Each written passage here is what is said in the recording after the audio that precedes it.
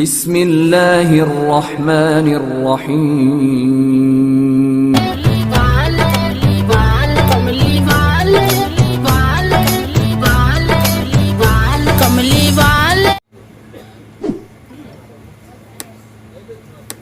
الحمد للہ الذی هدانا الی الصراط المستقیم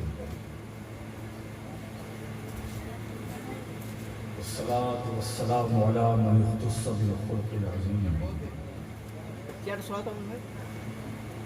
وعلى آلہ واصحابہ اجمعین برحمتک یا ارحم الراحمین اما بعد أعوذ بالله من الشيطان الرجيم بسم الله الرحمن الرحيم قل لا أسألكم عليه أجرا إلا المودة في القربى صدق الله العلي العظيم وصدق رسوله النبي الأمين الكريم ونحن على ذلك لمن الشاهدين والشاكرين والحمد للہ رب العالمین.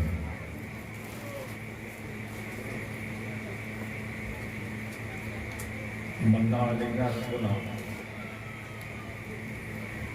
اذ بعث محمدا قیدہ بأیدیہ قیدنا بأحمد ارسلہ مبشرا ارسلہ ممجدا صلوا علیہ دائما صلوا علیہ سرمدا اللہم صلی اللہ سیدنا مولانا محمد وعلی آلہ سیدنا محمد کما تحب وترضى صلی علیہ صلاۃ وسلام علیہ یا رسول اللہ صلی اللہ تعالی علیہ وسلم.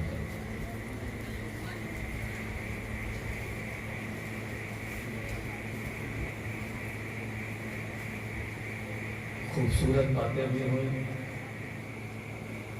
اور خوبصورت باتیں بھی ہوئی.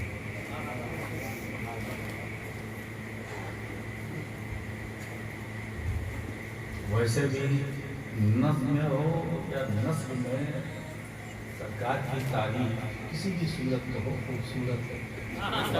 سبحان اللہ سبحان اللہ. آج کا یہ جلسہ جس عنوان سے معنون ہے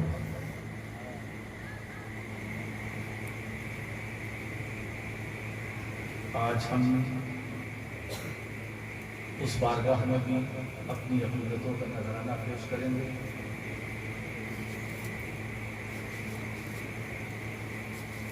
مدینے سے شروع ہوں گے کربلا میں ختم ہوں.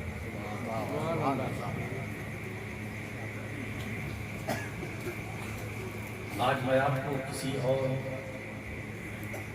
تمہید کی طرف نہ لے جانا چاہتا ہوں نہ خود جانا چاہتا ہوں. بارش کا موسم ہے اور غالباً یہاں بارش نہیں ہو رہی. یہ امام پاک کا فیضان ہے کہ بارش ہوئی، موسم نے کروٹ لی. لیکن میں یہ دیکھ رہا ہوں کہ اتنی دیر سے ہمارے نابخواہ شعراء محنت کر رہے ہیں، بالکل چکا جام. وہ بیداری میں محسوس نہیں کر رہا ہوں جو ہونی چاہیے. یہ 12:30 بج چکے ہیں. یہ رات کا اثر ہے یا موسم کا اثر ہے، کچھ نیند کا لگا ہے. بہرحال جو کچھ بھی ہے سب کو آپ سائڈ پہ رکھیں. اب میں آپ کو دیکھوں آپ مجھے دیکھیں. بے شک بے شک. بات میں شروع کرتا ہوں.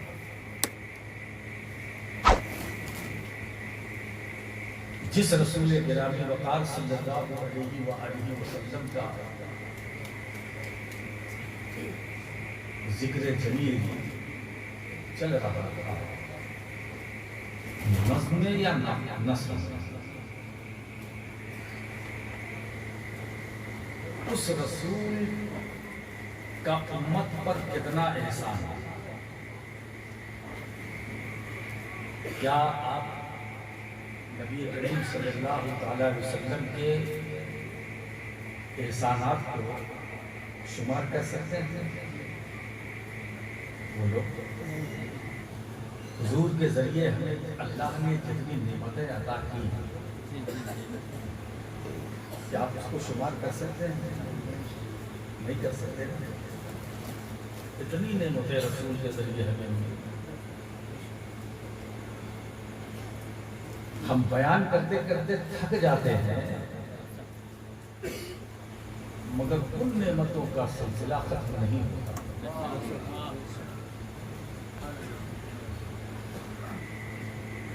یہ 1444 ہے نا. سوچو صدیاں گزر گئی. عظیم خطیب آئے، فقیہ آئے، محدث آئے، مفسر آئے، آتے رہے، سب بیان کرتے رہے، کتابیں لکھ کر چلے گئے، مگر نہ رسول پاک کا ذکر کوئی کمپلیٹ کر سکا، نہ ان کی آئی.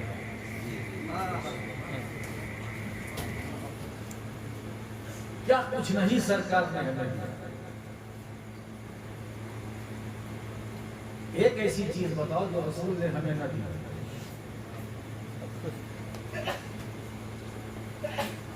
سب کچھ دیا. اور آج بھی ہم اہل سنت کا عقیدہ ہے کہ آج بھی رسول ہمیں دے رہے ہیں.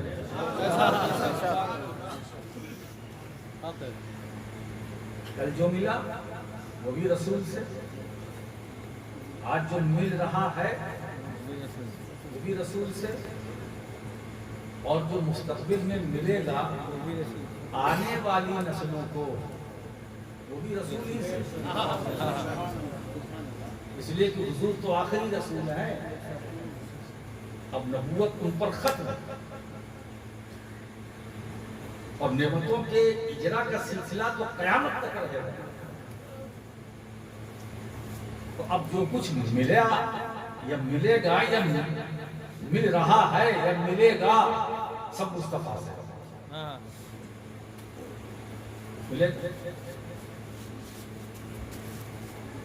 سب کچھ رسول نے دیا. عقیدہ ملا رسول سے، ایمان ملا رسول سے، دین ملا رسول سے، اسلام ملا رسول سے، قرآن ملا رسول سے، نماز ملی رسول سے، حج ملا رسول سے، زکوٰۃ کی فرضیت رسول سے، روزہ ملا رسول سے، خود رب ملا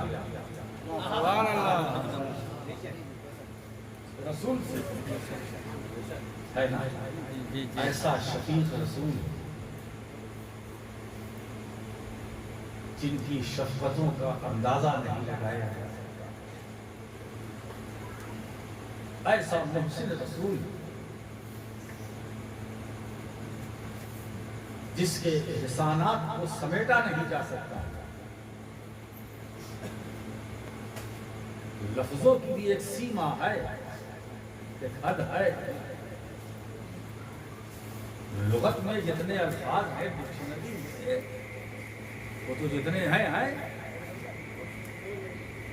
اور انہی کا سہارا لے کر ہمارا خطیب انہی لفظوں کا، انہی جملوں کا سہارا لے کر حضور کی تعریف و توصیف کرتا ہے. تو کیا رسول ان لفظوں تک بھی محدود ہے؟ کیا بات ہے. سرکار کی شان تو یہ ہے کہ خود قرآن کہتا ہے بلل آخرت خیر لک من الأولى. میرے محبوب، تمہاری ہر آنے والی گھڑی تمہاری پچھلی گھڑی سے بہتر ہوگی. آنے والی پچھلی سے بہتر ہے نا. تو جتنا بیان کرو گے ہے نا؟ تو بیان کا دائرہ بڑھتا جائے گا، سلسلہ ختم نہیں ہوگا۔ اسی لیے حضور کا نام کیا ہے؟ بولو، حضور کا نام کیا ہے؟ تعریف کیا ہے؟ الذی یحمد حمد بعد حمد۔ اب اس کا مطلب میں آسان کر دوں، محمد وہ جس کی تعریف کا سلسلہ کبھی ٹوٹے نہ، جس کی تعریف کا سلسلہ کبھی ٹوٹے نہ، ایک یہ معنی۔ اور محمد، کبھی کبھی میں بولتے بولتے درسگاہ کی دنیا میں چلا جاتا ہوں۔ یہ محمد اس میں تفضیل ہے، اس میں مفعول ہے، باب تفضیل سے ہے نا۔ اب یہ ہے کیا؟ آج میرا جی چاہتا ہے کہ میں اطمینان سے بیان کروں۔ کھڑی نے جو بھی بجایا ہے بجانے دو، آج ہم بجیں گے۔ بے شک بے شک، واہ واہ واہ، کھڑی کا نام جو ہے نعرے تکبیر، نعرے رسالت، نعرے رسالت۔ اب آپ دیکھیے اس میں مفعول باب تفعیل سے، اب اس کی گردان کیجیے۔ حمد یحمد تحمیدا فهو محمد، وحمد یحمد تحمیدا فهو محمد۔ الامر منه حمد والنهی عنه لا تحمد۔ کچھ سمجھا آپ نے؟ میں آپ سے پوچھ رہا ہوں، نہیں سمجھانا؟ اچھا ہے نہ سمجھیے۔ آج اس زمانے میں نہ سمجھنے ہی میں عافیت ہے، اس لیے کہ جو بہت زیادہ سمجھنے کی کوشش کرتے ہیں تو ان کی سمجھ جو ہے انہیں کہیں سے کہیں لے جاتی ہے۔ جی جی جی، یہ جو کفر و ضلالت میں پھنسے دلدل میں بڑے سمجھدار لوگ تھے، ہلکے پھلکے نہیں تھے، مگر اتنا سمجھا اتنا سمجھا اتنا سمجھا کہ قدم لڑکھوا گئے، ہے نا؟ اور ایسا قدم لڑکھڑائے کہ وہ انسان تھے شیطان ہو گئے۔ جی سبحان اللہ سبحان۔ تو اب محمد، اب اس کی تعریف کیا ہے؟ اب آئیے، باب تفعیل کی خاصیت کیا ہے؟ کثرت، کثرت۔ اب کثرت اس کی خاصیت کو لیجیے، ہر بات کی خاصیت ہوتی ہے، یہ بیت تکثیر کثرت۔ تو محمد کا مطلب وہ ذات جس کے فضائل کثرت سے ہو، یہ محمد کا معنی ہے۔ ہمارے لیے پریشانی یہ ہے کہ جب ہم حضور کا ذکر کریں تو شروع کہاں سے کریں؟ جس کے فضائل کی کوئی حد ہی نہ ہو، ہم اسے لفظوں اور جملوں کے ذریعے محدود کیسے کریں یا اندر کیسے لائیں جس کے فضائل کی کوئی حد ہی نہ ہو؟ ایک بات بتائیں، یہ تو امام اہل سنت نے اس سمسیا کا سمادھان کر دیا۔ اے رضا، خود صاحب قرآن ہے مداح حضور۔ اب سوال یہ پیدا ہوتا ہے کہ جب خود خالق اپنے محبوب کی تعریف کرتا ہے، وہ کر رہا ہے، وہ کیا، مخلوق کیسے کرے؟ بولو، خود خدا معرف ہے اور رسول معرف۔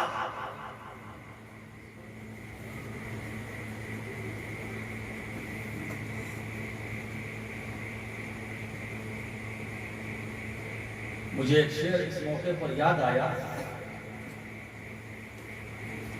کہ رخ انور تو کیا نقش قدم ہی تک پہنچ جائے نہ یہ جرأت ہے جملوں کی، نہ ہمت میرے ہاتھوں کی۔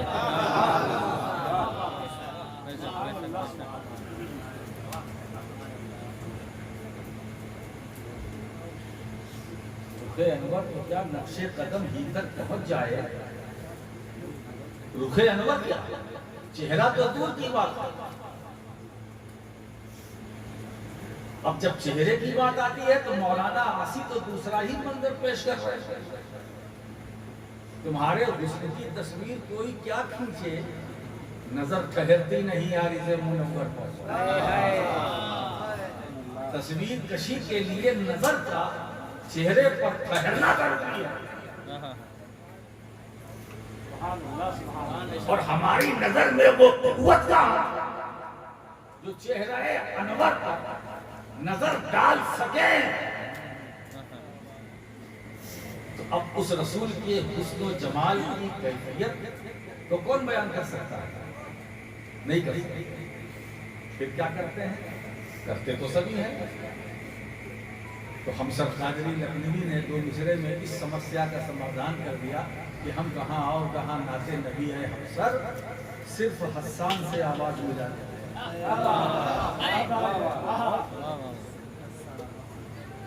صرف حسان سے آواز ملا لیتے ہیں، ہم کہاں اور کہاں نعت نبی ہے ہمسر، صرف حسان سے آواز ملا لیتے ہیں۔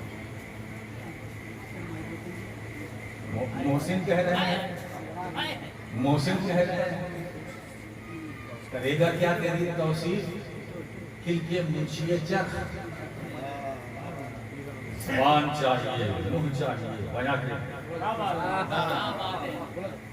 نعرے تکبیر، نعرے رسالت، عظمت مصطفیٰ، شان مصطفیٰ۔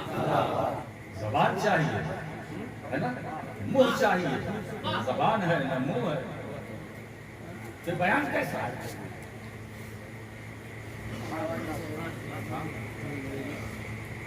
اور پھر آگے کہتے ہیں محسن کا نبی کبھی تیرے عارض کو میرے سے تشبیہ، رہا یہ داغ قیامت تک آسماں کے لیے۔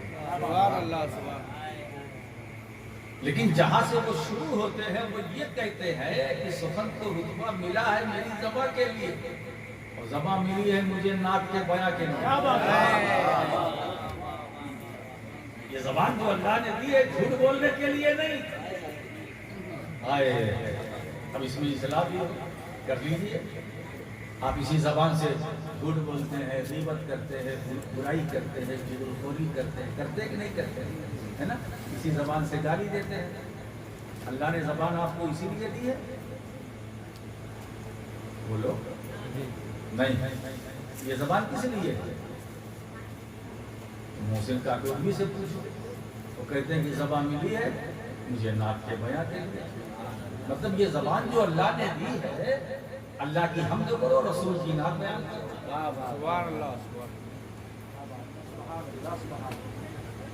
سخن کو رتبہ ملا ہے میری زبان کے لیے، زبان ملی ہے مجھے نعت کے بیاں کے لیے۔ نعت جھوٹ یہ زبان جھوٹ بولنے کے لیے نہیں، بند کرو اس سلسلے۔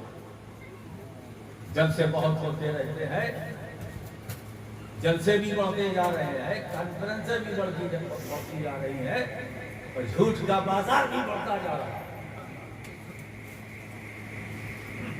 جلسہ کم کرو، پہلے اپنا محاسبہ کرو، ہم کون ہیں، کہاں ہیں؟ میرے پیارے، آپ اپنے کو ہلکے میں نہ لیجیے۔ آپ اس نبی کی امت ہیں جسے قرآن نے خیر امت کہا، جس کی خیریت پر قرآن کی مہر ہے، جس کی سلامتی پر قرآن نے مہر لگائی ہے۔ اس کے باوجود آج امت بھٹک رہی ہے۔ یہ صرف بدعمالیوں کا نتیجہ ہے جو ہمیں ستایا جا رہا ہے، پریشان کیا جا رہا ہے۔ کیوں؟ اس لیے کہ ہم خود سدھرنے کی کوشش نہیں کر رہے، جلسہ ہوا، صلاۃ و سلام، دعا، لوگ اپنے اپنے گھر، ٹھیک، صبح سورج نکلا، پھر وہی یاد آ گیا وہ رسول جس نے ہمیں بے شمار نعمتوں سے نوازا ہے نا، کیا ہے جو مصطفیٰ نے نہیں دیا، اور کیا ہے جو مصطفیٰ سے ہمیں نہیں ملا؟ ایسا شفیق رسول. میں آپ کو چلتے چلتے، ابھی تو میرے سفر خطابت کی ابتدا ہے، اور اس ابتدائیے میں ایک مثال دے دوں آپ کو تاکہ آپ کی سمجھ شریف میں میری شریف بات آ جائے. جب کسی ماں باپ کا ایک اکلوتا اکیلا بیٹا ہوتا ہے، اور وہ اکلوتا بیٹا جب اپنی ماں سے کہہ کے جاتا ہے کہ اماں میں 2 گھنٹے کے بعد گھر آؤں گا، کتنی دیر بعد؟ 2 گھنٹے کے بعد. اب اس کے آنے میں 2 گھنٹہ اور لگ گیا، بول کے گیا تھا 2 گھنٹے بعد آؤں گا، 1 گھنٹہ بڑھا، دوسرا گھنٹہ بڑھا، ماں بے چین ہوتی ہے. کبھی گھر سے نکلتی ہے، دروازے پر آتی ہے، کبھی کبھی دروازے سے باہر، اور راستہ چلنے والوں سے پوچھتی ہے کہ تم نے کہیں میرے بیٹے کو دیکھا؟ ماں بے چین ہے. یہ کیفیت ہے، ممتا ہے، محبت ہے. ایک بیٹا ہے جو اس ماں باپ کا سہارا ہے، اس لیے دونوں کی نظر میں پیارا ہے. وہ بے چین ہے کہ 2 گھنٹہ کے لیے میرا بیٹا بول کر کے گیا تھا، اب تو 2 گھنٹہ زیادہ ہو گیا ہے کہاں؟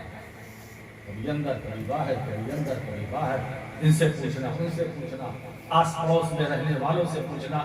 میرا بیٹا بیٹا جو میری زندگی کا سہارا ہے کہاں ہے؟ کہیں دیکھا ہے؟ بات سمجھ گئے؟ بلا تفصیل میرا نبی میدان محشر میں اپنے گنہگار چاہنے والوں کو ڈھونڈیں گے. میرا چاہنے والا، مجھ پر درود و سلام پڑھنے والا کہاں ہے نا؟ یہی سمجھ لو اس نقطے کو. یہاں ہماری حیثیت اور میدان محشر میں ہماری حیثیت اور، ہم یہاں طالب ہیں، رسول مطلوب. میدان محشر میں رسول طالب ہوں گے، ہم مطلوب. کہاں ہماری نگاہیں ڈھونڈ رہی ہے کہ مصطفیٰ کا حسن کا دیدار ہو جائے، خواب ہی میں صحیح، یا رسول اللہ آپ کی زیارت ہو جائے، آپ کے رخ زیبا کا دیدار ہو جائے. یہ طلب ہے جو ہمارے دلوں میں ہے، ہمارے سینے میں ہے. وہ خوش نصیب ہے جو دنیا کی زندگی میں مدینے والے کی زیارت کر لیتے ہیں. لیکن اگر تم کہیں، اگر زیارت کا موقع تمہیں دنیا میں نہ ملا، یہاں تو تم طالب ہو. سرکار فرماتے ٹھیک ہے تم یہاں طالب ہو، میں مطلوب ہوں، مگر حشر کے میدان میں الٹا ہوگا. الٹا ہوگا، میں طالب ہوں گا، تم مطلوب ہوگے. مگر یہاں ایک نکتہ اور بیان کروں کہ اگر تم رسول کو اپنا طالب بنانا چاہتے ہو، کہاں؟ وہاں. کہاں؟ ارے بولو نا بھائی. میدان محشر میں اگر نبی کو اپنا طالب بنانا چاہتے ہو تو اس کا نسخہ کیا ہے؟ طریقہ کیا ہے؟ طریقہ کیا ہے؟ تو میں کیوں بتاؤں؟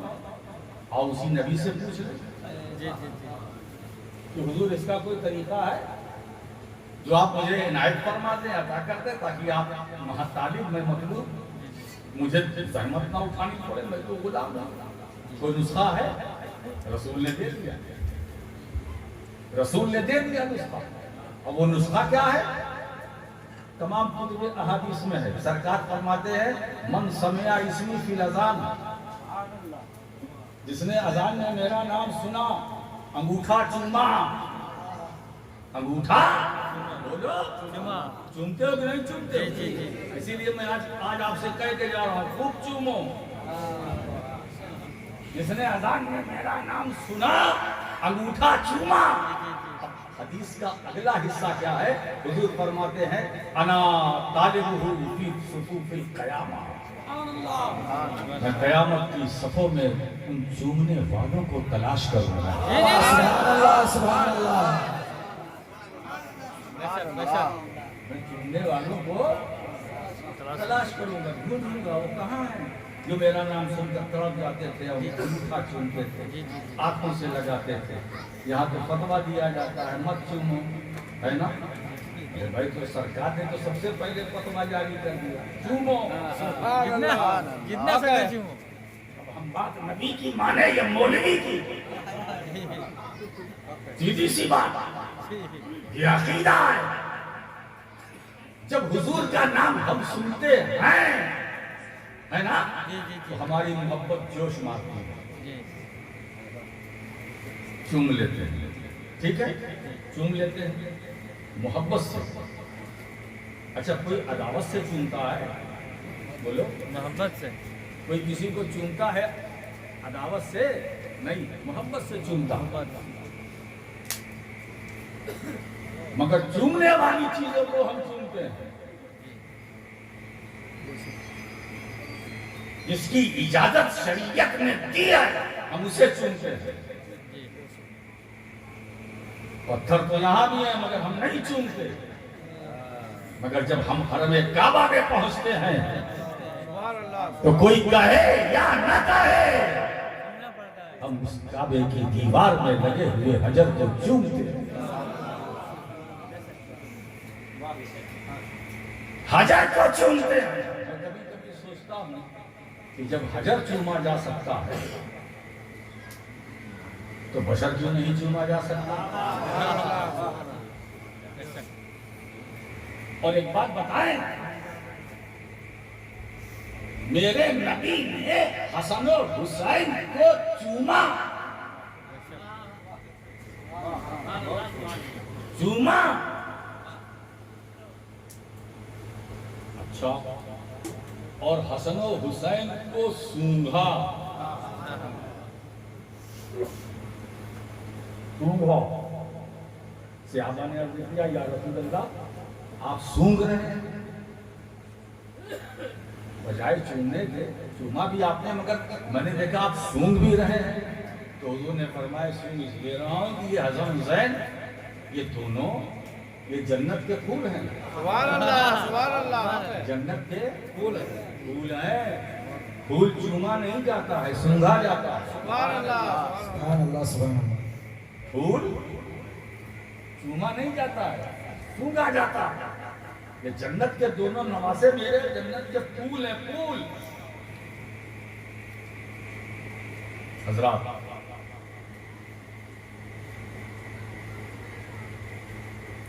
تو زبان ہماری رطب اللسان رہے ذکر الہی میں اور ذکر رسول میں اور ذکر اہل بیت.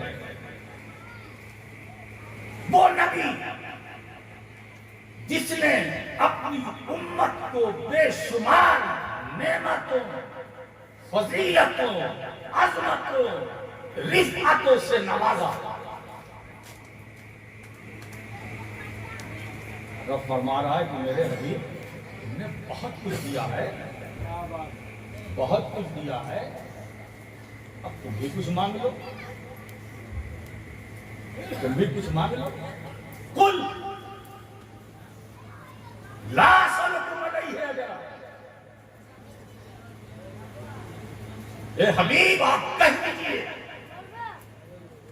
کہ میں نے جو تمہیں اسلام کی دولت دی, میں نے تمہاری جو روحانی تربیت کی, میں نے تمہیں دین دیا, میں نے تمہیں نظریہ دیا, میں نے تمہیں قرآن دیا, میں نے تمہیں رب کی پہچان دی, میں نے تمہیں عبادتوں کا نور دیا, میں نے تمہیں بندگی کا سلیقہ دیا، میرے دم سے تمہیں رب نے زندگی بخشی، وسیلہ میں ہوں، اب میں تم سے کچھ نہیں مانگتا، لا سلکم علیہ، جو دولتیں ہم نے تمہیں دی ہے، جو تبلیغ کی ہے، اس تبلیغ پر میں تم سے کوئی سوال نہیں کرتا، بس إِلَّا الْمَوَدَّةَ فِي الْقُرْبَى، بس اتنا کہ صرف میرے قرابت داروں سے محبت کرو، میرے رشتہ داروں سے محبت کرو۔ اب آئیے تھوڑا سا اس کا شان نزول بیان کریں۔ انہیں لوگوں کو تھوڑا سا شک ہوتا ہے، یہ آیت کریمہ سورہ شورا کی 25واں پارہ،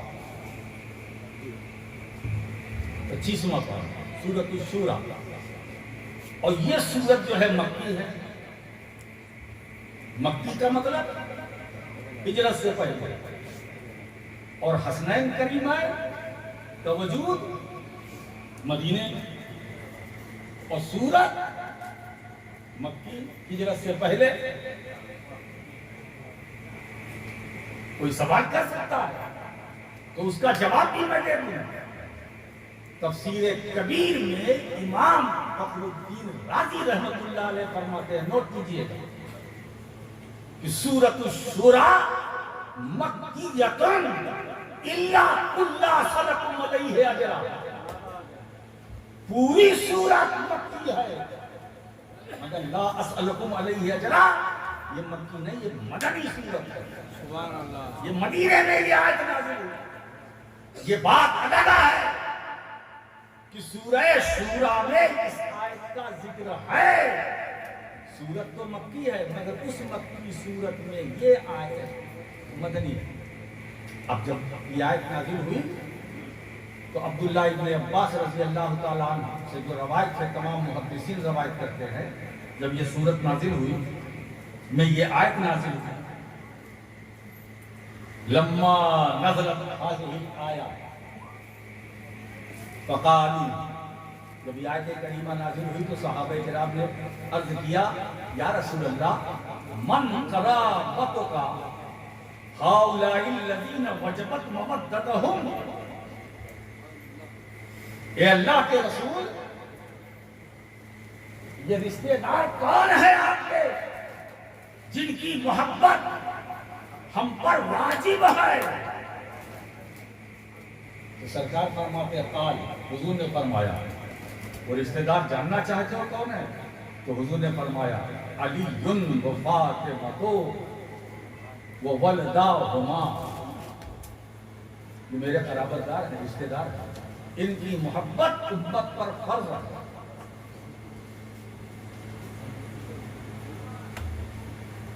ان کی محبت لازم۔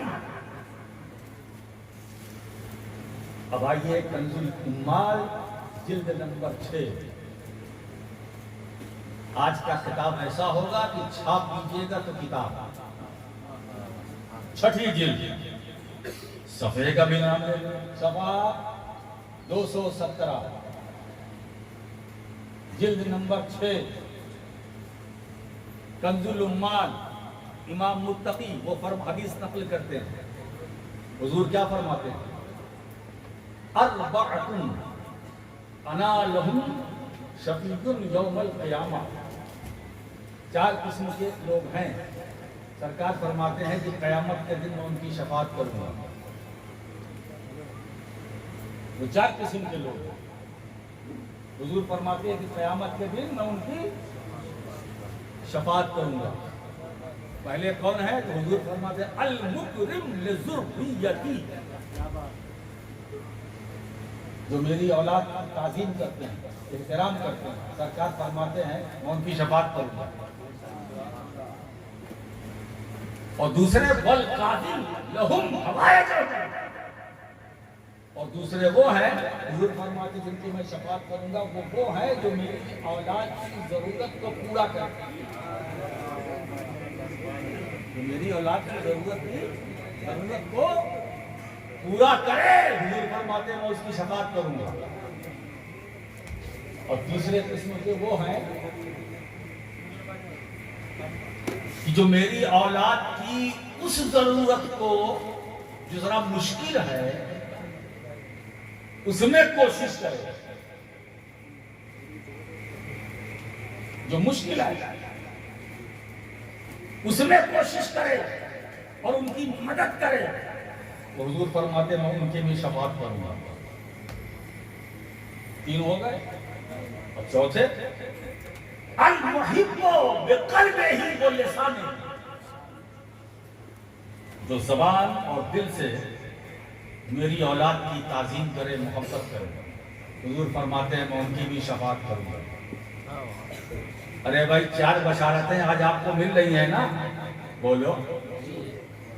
جو اہل بیت سے محبت کرے تو اس کا نتیجہ کیا ہے؟ حضور فرماتے ہیں میں ان کی شفاعت کروں گا۔ جو زبان و دل سے محبت کرے، سرکار فرماتے ہیں میں شفاعت میں کروں گا۔ جو ان کی مدد کرے، شفاعت میں کروں گا۔ جو ان کے کسی اہم مسئلے میں کوشش کرے، محنت کرے، ان کا ساتھ دے، شفاعت میں کروں گا۔ جو ان کا احترام کرے، شفاعت میں کروں گا۔ آپ سوچو، اب مدد کرنے والے اگر بے نمازی ہیں تو وہ الگ مسئلہ ہے، وہ الگ مسئلہ ہے۔ یہاں تو بات سرکار مطلقاً فرما رہے ہیں کہ جو میری آل کی تعظیم کرے گا اس کی شفاعت میں کروں گا، کوئی قید نہیں ہے۔ حضرات گرامی، آج جشن شہدائے کربلا میں یہ 4 بشارتیں رسول کی لے کر اپنے گھروں میں جائیں، اور میں تو یہ کہتا ہوں کہ ان 4 بشارتوں کو کاغذ پر لکھ لیجئے اور اس کا تغرا بنا کر کے گھروں میں لٹکائیے، تاکہ لوگوں کو پتا چلے کہ اہل بیت کی قیمت کیا ہے، سبحان اللہ سبحان اللہ۔ اہل بیت کا مقام کیا ہے۔ ارے اہل بیت کا مقام یہ ہے، رسول نے خود بتایا ہے کہ جو ان سے محبت کرے گا شفاعت میں کروں گا۔ سبحان اللہ۔ جو ان کی ضرورت پوری کرے گا شفاعت میں کروں گا۔ جو ان کے کسی مشکل کام میں ان کا ساتھ دے گا شفاعت میں کروں گا۔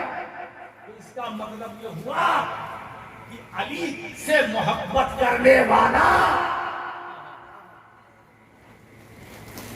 یہ جنت میں جائے گا، جنت میں جائے گا اگر سارے معاملات ٹھیک ٹھاک ہیں، عقائد و نظریات درست ہیں نا، تو جنت میں جائے گا۔ تو علی، فاطمہ، حسن، حسین یہ میرے رشتے دار ہیں، ان سے محبت کرو، اس لیے کہ تم ان سے محبت کرو گے ان کی محبت پر میری طرف سے وعدہ شفاعت۔ سبحان اللہ سبحان اللہ۔ سوچو دوستو، کتنی بڑی ضمانت میرے نبی نے لی ہے۔ سبحان اللہ۔ بڑے سے بڑا کوئی بھی آ جائے شفاعت کی بات نہیں کرتا، مگر وہ مختار کائنات وہ فرماتے ہیں میں شفاعت کروں گا۔ اب اس بات کا کوئی سوال نہیں، دلوں سے گندگی کو نکالو، اگر آلے رسول ہے تو اس سے پیار کرو، اس لیے کہ ذریت طاہرہ کی تکریم پر وعدہ شفاعت ہے جو میرے نبی نے لیا۔ اہل بیت سے محبت سچی کرنے والا اگر جلوت میں ہوگا تو کامیاب ہوگا، خلوت میں بھی ہوگا تو کامیاب ہوگا، رسم میں ہوگا تو کامیاب ہوگا، بز میں بھی ہوگا تو کامیاب ہوگا، میدان میں بھی ہوگا تو کامیاب ہوگا، کھیت کھلیان میں ہوگا تو کامیاب ہوگا، یہاں تک کہ قبرستان میں ہوگا تو کامیاب ہوگا۔ سبحان اللہ سبحان اللہ۔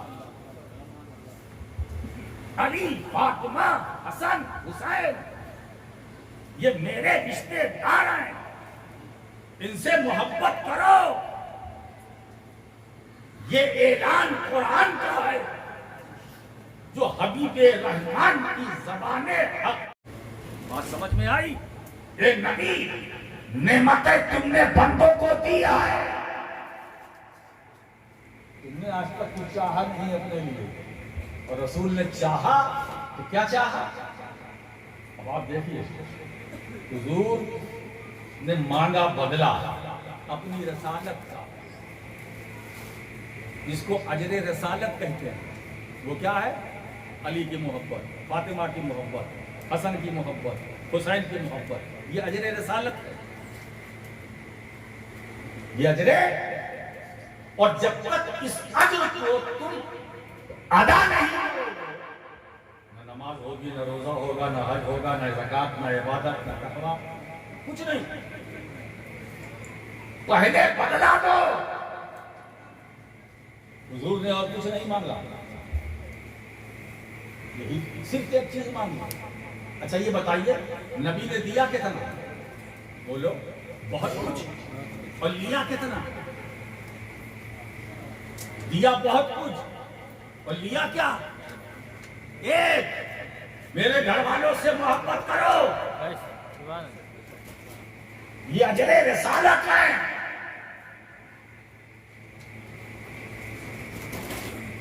اسلام کے ارکان اور بھی ہیں، مگر اجر رسالت کوئی نہیں۔ نماز عبادت ہے، اجر رسالت نہیں۔ روزہ عبادت ہے، اجر رسالت نہیں۔ زکات عبادت ہے، اجر رسالت نہیں۔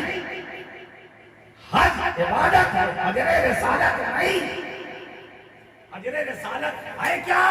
علی کی محبت۔ اجر رسالت ہے کیا؟ سیدہ، عابدہ، زاہدہ، راکعہ، ساجدہ، عارفہ، حامدہ، فاطمہ، زہرا سلام اللہ علیہ، یہ اجر رسالت۔ حسنین کریمین، اجر رسالت، اجر رسالت۔ اب تھوڑی تھوڑی بات کچھ ادھر سے کچھ ادھر سے لے کر میں جمع کروں گا، اور میں نے کہا نہیں کہ آج میں بجوں گا اور بجاؤں گا، دونوں کام کر کے جاؤں گا۔ اب دیکھیے، ایک اجر رسالت 55 کا عالم۔ ابھی مجھ سے پہلے بختیار نے اشارہ کیا، اب اس سے اسی سے ملتی جلتی بات جو میں کہہ رہا ہوں۔ اجر رسالت امام حسین 55 کا عالم، جمعے کا دن، مسجد نبوی بھری، صحابہ کا مجمع، امام حسین آ گئے، اللہ کے رسول خطبہ دے رہے ہیں، دیتے دیتے امام حسین پر نظر پڑی، رسول نے خطبہ بند کیا، منبر چھوڑا، نیچے اترے، امام حسین کو اپنی گود میں لے لیا، امام حسین کو اپنی گود میں لیا۔ بیٹھے بیٹھے سارے صحابہ یہ منظر دیکھ رہے، بول کوئی نہیں رہا۔ اگر آج کوئی امام جمعے کے دن خطبہ دے اور ہم آ جائیں تو قانون کیا ہے شریعت کا؟ امام خطبہ بند کر دے؟ نہیں، اجازت نہیں ہے، وہ خطبہ دے گا۔ میں آؤں یا میرے اوپر والا ہے یا اس کے اوپر والا ہے، شریعت ہے۔ شریعت کا قانون کبھی بھی بدل نہیں سکتا، نہ بدلا جا سکتا ہے۔ آج کا امام خطبہ دے تو شریعت کہتی بند نہ کرنا، جاری رکھنا ہے نا۔ مگر امام حسین جب 55 کے عالم میں آئے تو رسول نے خطبہ بند کر دیا، بند ہی نہیں کیا، منبر سے اتر کر حسین کو گود میں لیا، پھر منبر پر چڑھے۔ اب رسول منبر پر چڑھے ہیں، گود میں حسین ہے، کس کی گود میں؟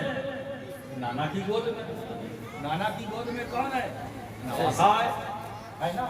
اب جب حضور اپنی گود میں لے کر منبر پر پھر کھڑے ہوئے تو حسین کے گود میں آنے سے پہلے نبی کا خطبہ اور جب نواسا حسین گود میں آیا تو رسول نے خطبہ بدل دیا.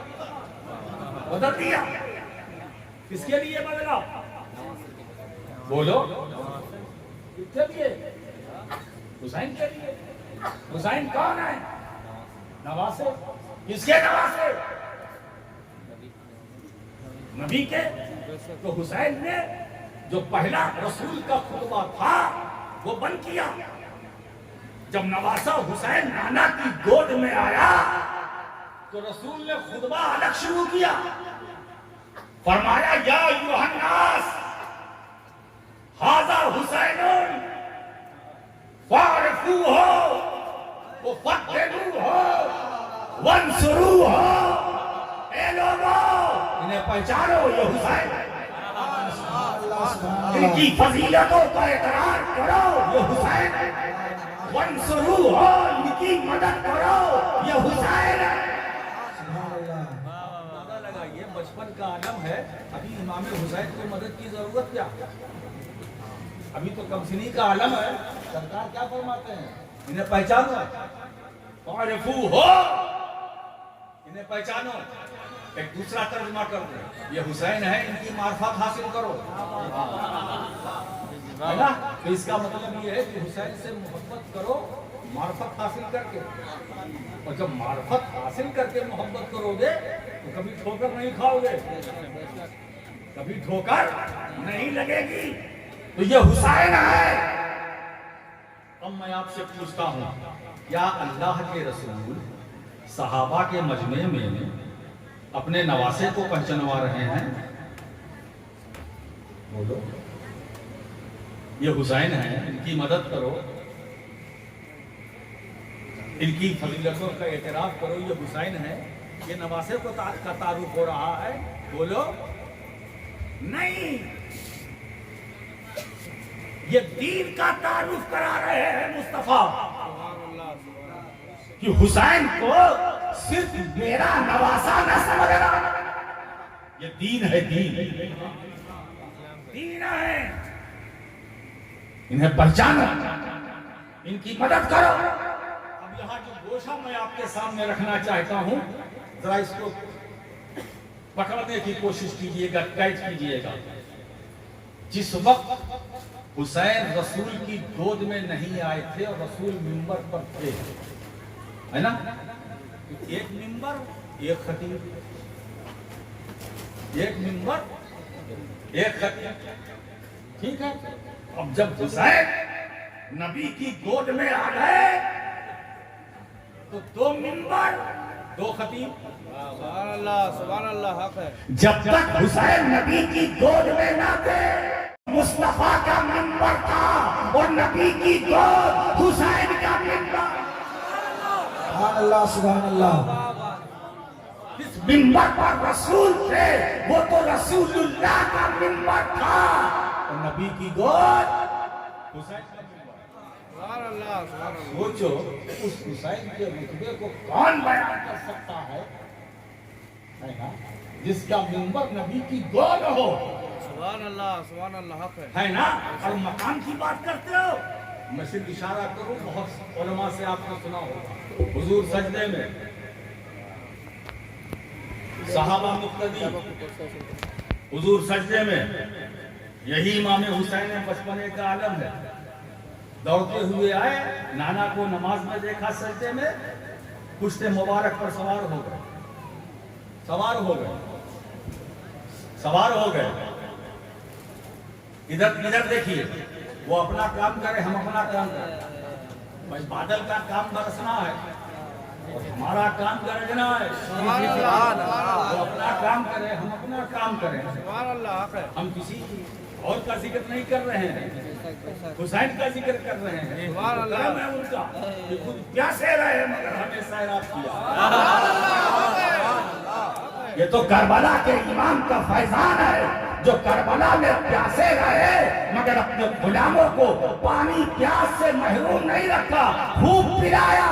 آج بھی جو اسلام پور میں یہ پلا رہے ہیں یہ حسین کا فیضان.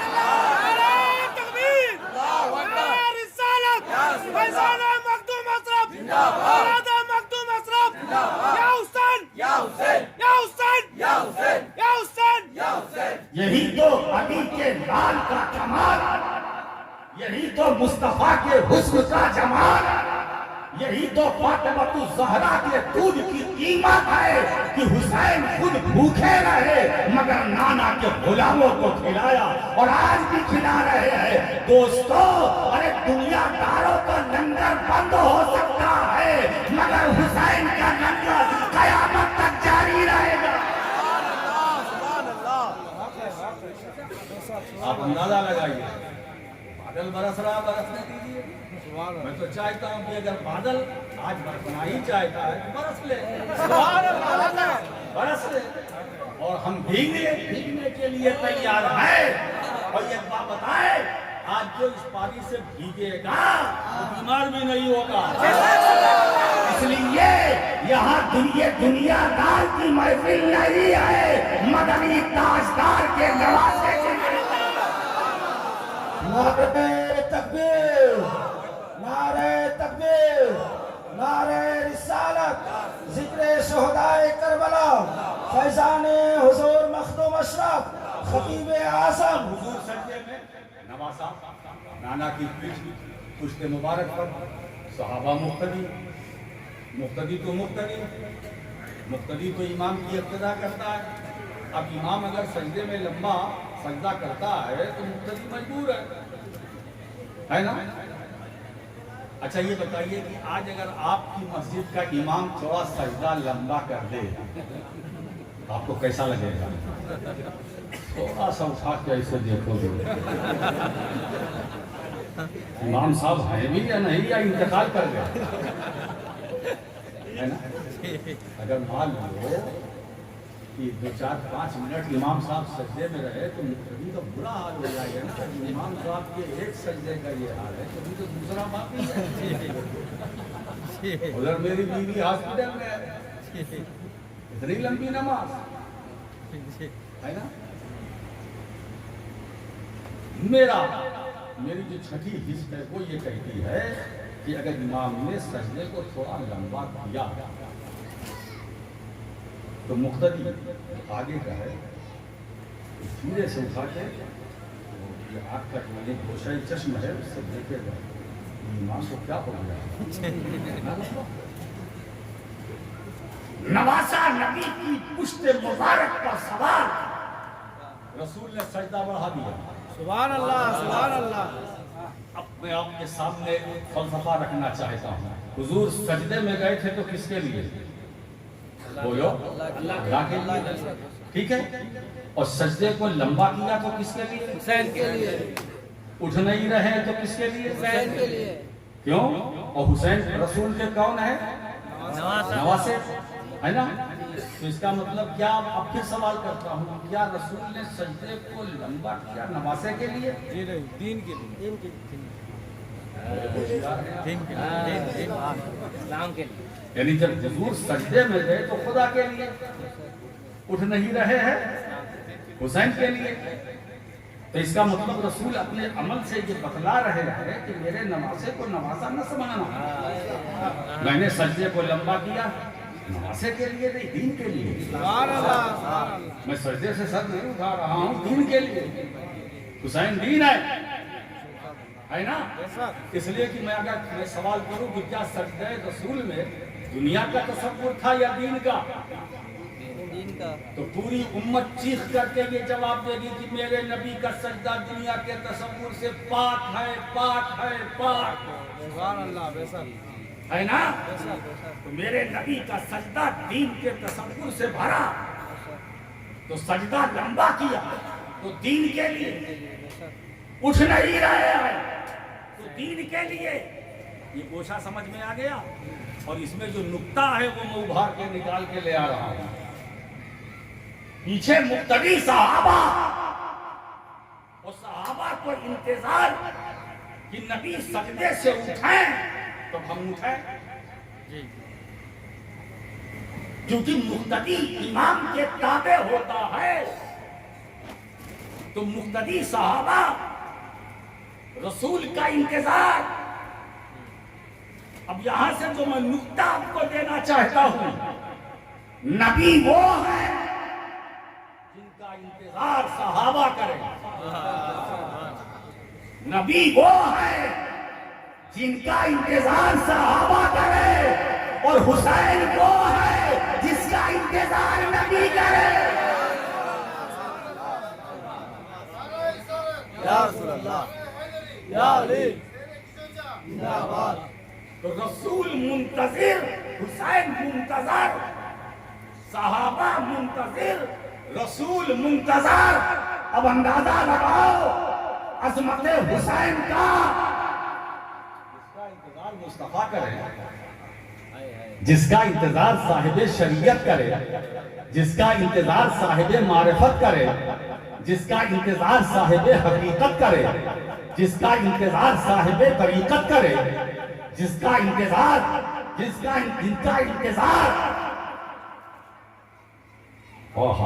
وہ حسین کیا ہے؟ وہ حسین کیا ہے؟ اب ایک بات اور اندازہ لگائیے کہ اللہ کے رسول نے بڑے نواسے کو اپنے داہنے کندھے پر، چھوٹے کو بائیں کندھے پر، ٹھیک ہے؟ ادھر حسن، ادھر حسین، بیچ میں رسول کا چہرہ. فعل الحکیم لا یخلو عن الحکمہ، حکیم کا فعل حکمت سے خالی نہیں ہوتا. دائیں کندھے پر حسن، بائیں کندھے پر حسین. اب اگر دائیں طرف سے کوئی رسول کا چہرہ دیکھنا چاہے، حسن کا چہرہ، بائیں طرف سے کوئی نبی کا چہرہ دیکھنا چاہے، حسین کا چہرہ. کیونکہ سرکار کا چہرہ تو معلوم ہوا یہ دائیں بائیں سے اگر پھرو گے تو نبی سے پھر جاؤ گے. داہنے سے حسن، بائیں سے حسین. اور علماء فرماتے ہیں کہ پشت نبوت میں مہر نبوت کا نشان تھا.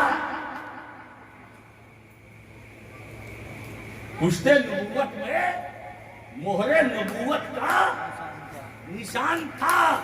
اب داہنے پر حسن، بائیں پر حسین، بیچ میں مہر نبوت. رسول نے دونوں نواسوں کو دونوں کاندھوں پر بٹھا کے بتا دیا پوری امت کو کہ میرے ان دو بچوں کو صرف میرا نواسا ہی نہ سمجھنا، بلکہ یہ دونوں محافظ مہر نبوت، یہ محافظ مہر نبوت ہے، محافظ مہر نبوت ہے. میں لا الہ الا اللہ کی دلیل ہوں، یہ محمد رسول اللہ کی دلیل. میں لا الہ الا اللہ کی دلیل ہوں اور یہ حسن و حسین محمد رسول اللہ کی دلیل ہے. تو اس کا مطلب یہ ہے امام حسن ایک دلیل داہنے کندھے پر، دوسری دلیل بائیں کندھے پر، داہنی کندھے پر دلیل ہے. اس دلیل کا نام حسین ہے. اب آپ بتائیے جب بائیں پر حسین ہوں گے تو ان کا پاؤں کہاں ہوگا؟ جہاں رسول کا دل ہے، جہاں رسول کا دل ہے وہاں امام حسین کا قدم ہے.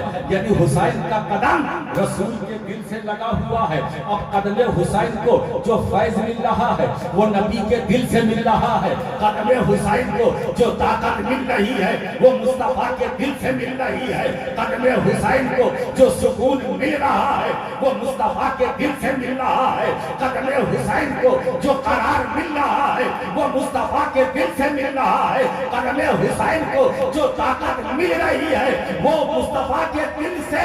نبی نے اپنے نواسے حسین کو بائیں کندھے پر بٹھا کر یہ کربلا میں آنے والے یزیدیوں کو سبق دے دیا کہ حسین کے مقابلے میں آنے والوں سمجھ لینا کہ اس کے قدم کو جو قوت ملی ہے میرے دل سے ملی ہے، طاقت ملی ہے. تو رسول کے قلب نعرہ تکبیر، نعرہ تکبیر، نعرہ رسالت. اسی لیے یزید ہل گیا، یزیدیت فنا ہو گئی، مگر حسین کا قدم ہلا نہ سکی، حسین کا قدم ڈگمگا نہ سکی. کیوں؟ اس لیے وہ حسین جس کے قدموں کو قوت ملی تھی مدینے والے کے دل سے ملی. آپ ذرا دیکھیے آج نہ یزید کا پتہ ہے نہ یزیدیت کا پتہ ہے، مگر آج میرا امام اس کے گنبد کے مینارے آسمانوں سے بات کر رہے ہیں، اس کے گنبد کے مینارے آسمانوں سے خطاب کر رہے ہیں. میرے دوستو ہلکے میں نہ لینا, کربلا کسی جگہ کا نام نہیں ہے. عاشق کی نظر, عشق کی نظر سے دیکھیے, عاشق کی نظر سے دیکھیے. کربلا کسی مقام کا نام نہیں ہے, کربلا کسی بستی آبادی کا نام نہیں ہے. کربلا دین کی اسکول کا نام ہے, کربلا اسلام کی یونیورسٹی کا نام ہے, کربلا دین کی درسگاہ کا نام ہے.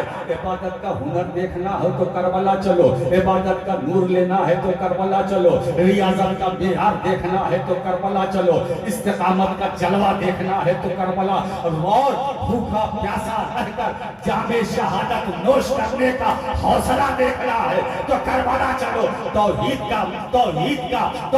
کا اگر علم بردار دیکھنا ہے تو کربلا چلو. اگر تمہیں محمد رسول اللہ کی چلتی پھرتی دلیل دیکھنا ہے تو کربلا چلو. اسلام کی صحیح تصویر دیکھنا ہے تو کربلا چلو. دین کی حقانیت دیکھنا ہے تو کربلا چلو. ابو بکر کی صداقت دیکھنا ہے تو کربلا چلو. عمر کی عدالت دیکھنا ہے تو کربلا چلو. عثمان کی سخاوت دیکھنا ہے تو کربلا چلو. علی کی شجاعت دیکھنا ہے تو کربلا چلو. اور فاطمہ زہرا کی طہارت دیکھنا ہے تو کربلا چلو. معلوم ہوا حسین اکیلے نہیں ہے, پوری درسگاہ ہے. حسین اکیلے نہیں ہے, پوری یونیورسٹی ہے. کربلا ایک ایسا مقام ہے جہاں سے جملہ صفات اسلامیہ کے جوہر, شریعت کربلا میں, طریقت کربلا میں, حقیقت کربلا میں, معرفت کربلا میں, تقویٰ کربلا میں, استقامت فی الدین کربلا میں, بھوک پیاس کی شدت کربلا میں, شکر الہی کربلا میں, صبر تحمل کربلا میں, تدبر کربلا میں. کیا ہے ایسا ہے نا؟ ایک بات بتاؤں, اسلام کو جو زندگی ملی ہے وہ کربلا ہی سے ملی ہے. اسی لیے کہنے والے نے کہا کہ قتل حسین اصل میں مرگ یزید ہے, اسلام زندہ ہوتا ہے ہر کربلا کے بعد. آج ہم آپ جو بیٹھے ہوئے ہیں نا, یہ اسی امام پاک کا صدقہ ہے. ایک بات عرض کر دو کہ اسلام کے دامن میں ہے کیا؟ اسلام کے دامن میں بس اس کے سوا کیا ہے؟ ایک ضرب ید اللہ ہی, ایک سجدہ شبیری.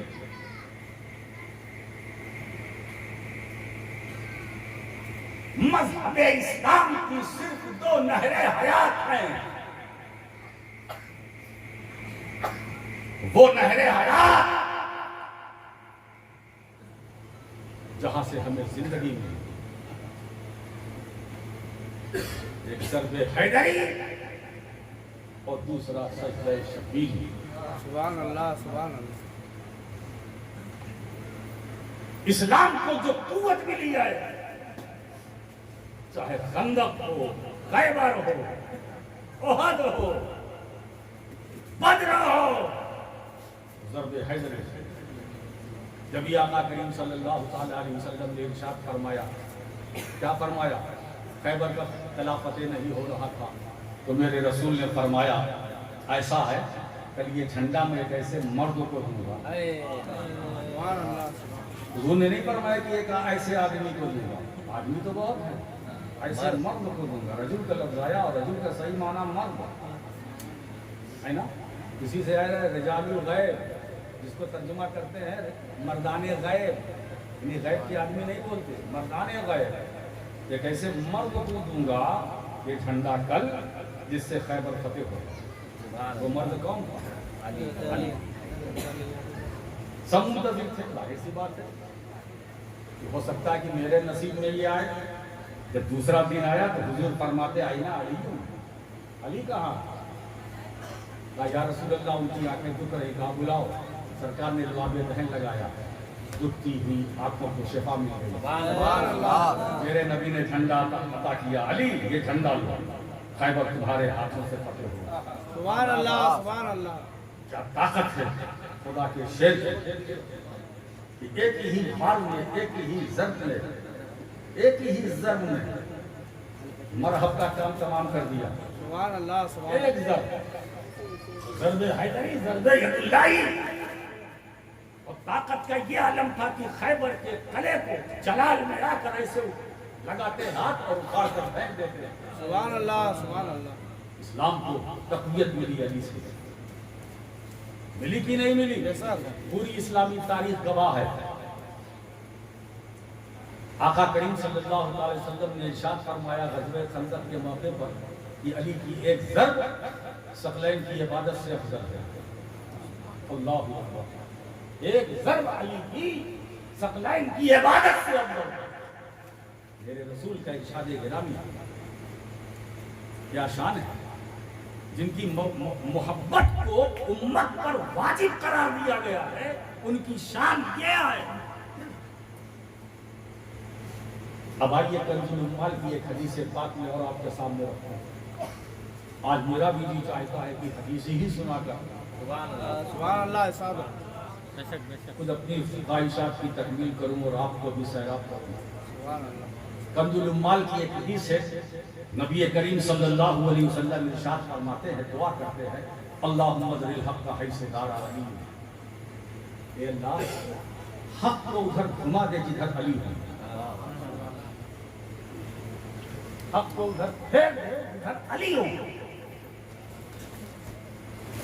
یہ نہیں کہا کہ علی کو ادھر پھیر دے جدھر حق ہو، نہیں، حق کو ادھر پھیر دے جدھر علی۔ سبحان اللہ سبحان اللہ۔ اچھا ہم حق کی تلاش میں ہیں، یہ حق کی تلاش میں ہے، یہ حق کی تلاش، جتنے لوگ ہیں نا سب حق کے پیچھے چل رہے، حق کہاں ہے، حق کہاں ہے، یہی تو ہے نا، ساری دنیا والے حق ڈھونڈ رہے ہیں، کوئی یہ شہر، کوئی وہ شہر، کوئی اس ٹاؤن میں، کوئی اس ٹاؤن میں، یہ حق ہے، وہ حق ہے، یہ حق ہے، وہ حق ہے۔ ارے بابا آج میں ایک ہی جملے میں بتا دوں، حق کہاں ہے، کدھر ہے، کون ہے؟ یہ حق کی تلاش میں چلے پر جانے کی ضرورت نہیں ہے، حق کا پتہ چاہتے ہو، حق کو نہ ڈھونڈو، علی کو ڈھونڈو۔ علی کہاں؟ جہاں علی ہے وہاں حق ہے۔ سبحان اللہ۔ حضور نے فرمایا اے اللہ حق کو ادھر پھیر دے جدھر علی، اور ہوا یہی، جہاں علی وہاں حق۔ علی خلوت میں ہے، حق خلوت میں ہے، علی جلوت میں ہے، حق جلوت میں ہے، علی مارکے میں ہے، حق مارکے میں ہے، علی منبر پر، حق منبر پر، علی مکے میں، حق مکے میں، علی مزدلفہ میں، حق مزدلفہ میں، علی مینا میں، حق مینا میں، علی عرفات میں، حق عرفات میں، علی طواف کعبہ میں، حق طواف کعبہ میں، علی چکر لگا رہے ہیں، حق چکر لگا رہا ہے، علی حتیم کعبہ میں، حق حتیم کعبہ میں، علی چشمہ زمزم پر، حق چشمہ زمزم پر، علی حرم میں، حق حرم۔ ہجرت کی رات رسول نے اپنے بستر پر لیٹنے کا حکم دیا تو علی بستر پر، بستر نبوی پر علی، حق بستر پر، مدینے میں علی، حق مدینے میں، میدان میں علی، تو جہاں علی وہاں حق۔ اب ہمیں حق کو نہیں ڈھونڈنا ہے، اب علی مل گئے، اس کا مطلب یہ ہے جہاں علی ہے، جس دل میں علی ہے اس دل میں حق ہے، جس کے سینے میں علی ہے اس کے سینے میں حق ہے۔ ہم نمازی نہیں دیکھیں گے، ہم اس کا حاجی ہونا نہیں دیکھیں گے، وہ بڑا زکوٰۃ دیتا ہم نہیں دیکھیں گے، وہ بڑا پرہیزگار ہے ہم نہیں دیکھیں گے، ہم یہ دیکھیں گے کہ علی سے محبت ہے کہ نہیں، فاطمہ سے محبت ہے کہ نہیں، حسنین سے محبت ہے کہ نہیں۔ معلوم ہوا اگر اہل بیت اطہار کی محبت دلوں میں ہے تو اس کی نماز بھی کامیاب ہے، اس کا روزہ بھی کامیاب ہے، اس کا حج بھی کامیاب ہے، اس کی بندگی بھی کامیاب ہے، اس کی زندگی بھی کامیاب ہے، اس کی دنیا بھی کامیاب ہے، اس کی آخرت بھی کامیاب ہے۔ آپ اندازہ لگائیں، میرے سرکار فرماتے ہیں کہ اجر رسالت نا الحسن والحسین سیدہ شباب اہل الجنہ، یہ حسن حسین جنتی جوانوں کے سردار ہیں، جنتی جوانوں کے سردار ہیں، ہوں گے نہیں، اس میں کوئی ایسا لفظ نہیں جس کا معنی ہو کہ ہوں گے، سیدھے سیدھے مبتدا خبر، زید قائم، زید کھڑا ہے، खवा होगा नहीं, ये खवा होगा क्या? फिर खबर कैसी? ये जन्नती जवानों के सरदार हैं। और ऐसा भी नहीं कि अल्लाह के रसूल सरदारी की बात करे दुनिया में और सरदारी मिले आखिरत में, जन्नत में, ऐसा नहीं। हुजूर ने कहा जन्नती जवानों के सरदार हैं तो इसी दुनिया ही से हो गए, दुनिया ही से हो गए, है ना। अब हुजूर ने हमें एक पैमाना दे दिया, मौलाना एक पैमाना हुजूर ने दे दिया। हमारे लिए आपके लिए बड़ा मसला था ना, ये जानना, ये पहचानना कि जन्नती कौन है, जहन्नमी कौन है। बहुत डिफिकल्ट बात है ना भाई, जन्नती कौन है, जहन्नमी कौन है, ये तो बहुत मुश्किल काम है। कोई बता सकता है ये जन्नती है, ये जहन्नमी है? नहीं बता सकता। मगर रसूल ने पैमाना हम अहले सुन्नत, हम चाहने वालों को दे दिया, है ना, कि हसन हुसैन जन्नती जवानों के सरदार हैं, जन्नती जवानों के सरदार हैं। मतलब जो इन्हें दुनिया में अपना सरदार मानेगा वो जन्नती होगा, जो नहीं मानेगा वो जहन्नमी होगा, है ना। कि जो इनकी सियादत और इनकी सरदारी का इकरार करेगा, मानेगा, जन्नत उसका मुकद्दर है, और जो उससे मुंह फेरेगा वो जहन्नमी है। हमें पैमाना भी मिल गया और इसी पैमाने से हमने नाप भी लिया।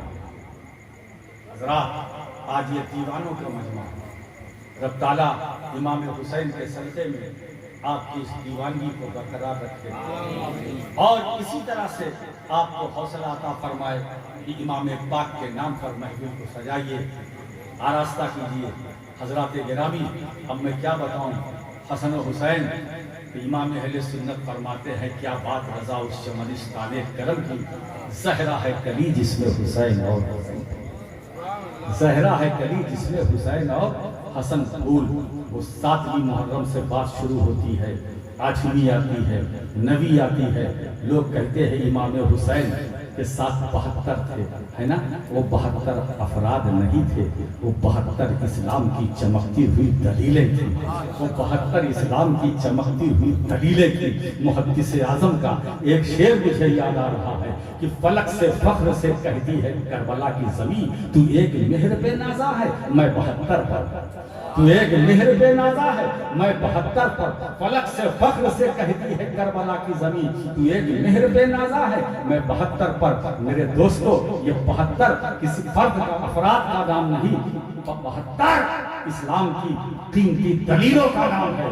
अली असगर इस्लाम बचपन का आलम है, शीर खार बच्चे हैं मगर इस्लाम की हक्कानियत पर दलील है। अली अकबर इस्लाम की हक्कानियत पर दलील है, अली अब्बास इस्लाम की हक्कानियत पर दलील है, कासिम बिन हसन इस्लाम की हक्कानियत पर दलील है, सैयदा सकीना इस्लाम की हक्कानियत पर दलील है, कासिम बिन हसन सैयदा ज़हरा इस्लाम की हक्कानियत पर दलील है, हजरत उम्मे लैला इस्लाम की हक्कानियत पर दलील है, हजरत रुबा इस्लाम की हक्कानियत पर दलील है, शहर बानो इस्लाम की हक्कानियत पर दलील है, इमाम सज्जाद इमाम ज़ैनुल आबिदीन जो बिस्तर अदालत पर है, इस्लाम की हक्कानियत की दलील है।